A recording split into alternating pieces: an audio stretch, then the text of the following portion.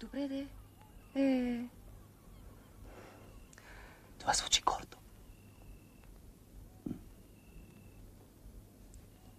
Я пак. Я пак. Вас готвят ти нещо.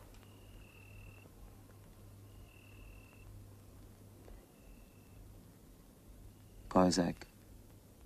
Не знам, само съм чувала това име, те не ми доверяват.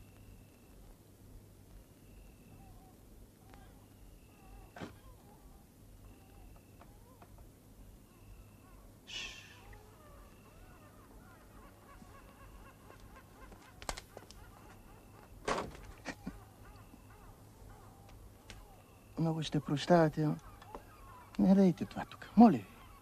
Разбирам, и аз съм бил млад, но правят непрекъснато проверки. После един куп неприятности. Глоби.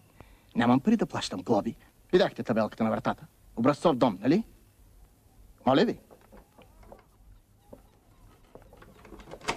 Не може да плаща глоби, а може да гледа през ключалката.